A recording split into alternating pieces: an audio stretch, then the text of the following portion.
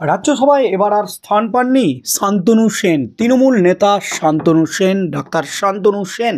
আর রাজ্যসভার স্থান না পেয়ে কিন্তু মুখকুলি বিস্ফোরক শান্তনু সেন। এই মুহূর্তের সবচেয়ে বড় খবর, সম্প্রতি রাজ্যসভাতে নতুন মুখ এনেছেন মমতা ব্যানার্জি। তৃণমূল নেত্রী মমতা ব্যানার্জি, সামনে লোকসভা ভোট, লোকসভা নির্বাচনকে মাথায় রেখে রাজ্যসভায় তিন নতুন প্রার্থী বাড়িয়েছেন মমতা ব্যানার্জি। আর তার পরপরই কিন্তু সেখান থেকে বাদ গেছেন হেভিওয়েট তৃণমূল নেতা ডাক্তার শান্তনু সেন। আর বাদ পড়ার পরপরই কিন্তু মুখ খুললেন অবশেষে শান্তনু সেন। এই মুহূর্তের সবচেয়ে বড় খবর, রাজ্যসভা নির্বাচন সামনে, আর তা নিয়ে খুঁটি সাজানো শুরু হয়েছে। আর সেই খুঁটি সাজানোয় আপাতত বিজেপিকে ডজ দিয়ে এগিয়ে গেল তৃণমূল কংগ্রেস। কারণ রাজ্যসভার প্রার্থী তালিকায় নারী শক্তির ক্ষমতায়নে জোর দেওয়া হয়েছে। আর এই কাজ করেছেন খোদ বাংলার মুখ্যমন্ত্রী মমতা ব্যানার্জি। 4 জন প্রার্থীর নাম, এবার 3 জনই মহিলা। নাদিমুল হককে দ্বিতীয়বার রাজ্যসভার প্রার্থী করা হয়েছে। আর সাংবাদিক সাগরিকা ঘোষ, মমতা বালা ঠাকুর এবং সুস্মিতা দেবকে এবার রাজ্যসভায় পাঠাচ্ছেন মমতা ব্যানার্জি। আর তাই সরে যেতে হচ্ছে শুভাশিস চক্রবর্তী, আবির রঞ্জন বিশ্বাস এবং শান্তনু সেনকে। সেটা নিয়ে রীতিমতো চর্চা শুরু হয়েছে রাজনীতিতে। আলোচনার কেন্দ্রবিন্দুতে শান্তনু সেনের নাম। এদিকে তৃণমূল কংগ্রেস সূত্রে খবর, নবীন প্রবীণ দ্বন্দ্বের জেরে এবার কয়েকজন প্রবীণ লোকসভা সাংসদ টিকিট পাবেন না। আর সেই জায়গায় আসবেন শুভাশিস চক্রবর্তী, আবির রঞ্জন বিশ্বাস এবং শান্তনু সেন।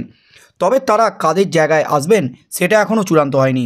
শুধু তাই নয়, এরা কোন আসন থেকে প্রার্থী হবেন সেটাও চূড়ান্ত হয়নি। জনগণের সামনে বিজেপির আসল মুখোশটা খুলে দিতে পারবেন, কারণ এরা নয়াদিল্লিতে পড়ে থেকে সংসদে কাজ করেছেন বছরের পর বছর। তার উপর স্বচ্ছ ভাবমূর্তির মুখ, নবীন প্রজন্মের মধ্যেই পড়েন তারা, তার উপর প্রত্যেকটা সুবক্তা। অন্যদিকে শান্তনু সেন বঙ্গ রাজনীতিতে টেকনিক্যাল পলিটিশিয়ান হিসাবেই পরিচিত। একদিকে চিকিৎসক, অপরদিকে তথ্য নির্ভর বক্তব্য রাখেন তিনি। তাছাড়া মুখের উপর জবাব দিতে জানেন শান্তনু সেন। রাজ্যসভাতেও উল্লেখযোগ্য ছাপ রেখেছেন চিকিৎসক সাংসদ ডক্টর শান্তনু সেন।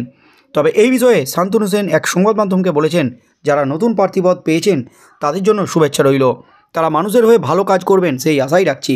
লোকসভার আগে কোনো নতুন ভূমিকায় দেখা যাবে কি না সেটা ঠিক করবেন দলনেত্রী। তিনি যে দায়িত্ব দেবেন আমি সেটাই পালন করব। এছাড়া রাজ্যসভায় 3 নারীর উপর ভরসা রেখেছেন মমতা ব্যানার্জি। মমতা বালা ঠাকুরকে রাজ্যসভার প্রার্থী করা অত্যন্ত তাৎপর্যপূর্ণ পদক্ষেপ। কারণ দোরগোড়ায় লোকসভা নির্বাচন, আর অমিত শাহ ঘোষণা করেছেন লোকসভা নির্বাচনের আগে সারা দেশে সিএ চালু হবে। বাংলায় তা আছড়ে পড়লে মোকাবিলা করবেন মমতা বালা। লোকসভা নির্বাচনে টার্নিং পয়েন্ট হতে পারে মাতুয়া সম্প্রদায়। সাংবাদিক সাগরিকা ঘোষ সর্বভারতীয় স্তরে একটি বড় নাম। তিনি নানা সর্বভারতীয় সংবাদ মাধ্যমে কাজ করেছেন, একজন লেখিকাও। আর সুস্মিতা দেব আগেও রাজ্যসভার সদস্য ছিলেন। তাঁর কার্যকালের মেয়াদ উত্তীর্ণ হয়ে যাওয়ার কয়েক মাসের মধ্যেই আবার একবার তাকে প্রার্থী করা হলো। অসম ত্রিপুরার সমীকরণ তিনি ভালো বোঝেন, তার মধ্যে কিন্তু সরিয়ে দেওয়া হয়েছে তৃণমূল নেতা এবং ডাক্তার শান্তনু সেনকে। হেভিওয়েট তৃণমূল নেতা শান্তনু সেনকে সরিয়ে দেওয়ার পর অবশেষে মুখ খুললেন শান্তনু সেন। যারা নতুন এবার রাজ্যসভায় যাচ্ছেন তারা মানুষের জন্য ভালো কাজ করবেন, এটা আশা রাখি, এমনই কিন্তু দাবি করলেন শান্তনু সেন। এবং লোকসভা ভোটের আগে নতুন ভূমিকায় দেখা যাবে কি না এই প্রশ্ন করা হলে তিনি বললেন যে লোকসভা ভোটের আগে নতুন ভূমিকায়, কোন ভূমিকায় তাকে দেখা যাবে সেটা ঠিক করবেন দলনেত্রী মমতা ব্যানার্জি। দল যা নির্দেশ দেবে সেটাই তিনি মাথা পেতে নেবেন, এমনই কিন্তু দাবি করলেন শান্তনু সেন। তার মধ্যেই কিন্তু 3 মহিলা, 4 জনের মধ্যে 3 মহিলাকে রাজ্যসভায় পাঠাচ্ছেন মমতা ব্যানার্জি। সামনেই লোকসভা ভোট, লোকসভা নির্বাচনে নাকি শান্তনু সেন সহ আর যারা 3 হেভিওয়েট তৃণমূল নেতা বাদ গেলেন তাদের লোকসভা নির্বাচনে টিকিট দিতে চলেছেন মমতা ব্যানার্জি, এমনই কিন্তু খবর উঠে আসছে। সব মিলিয়ে কিন্তু একেবারে হুলস্থুল রাজ্য রাজনীতি।